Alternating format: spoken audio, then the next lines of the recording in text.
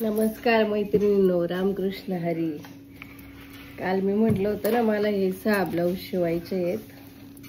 तर पाहू शकता 6 नाही सॉरी हे 3 4 5 6 7 8 ब्लाऊज आहेत टोटल.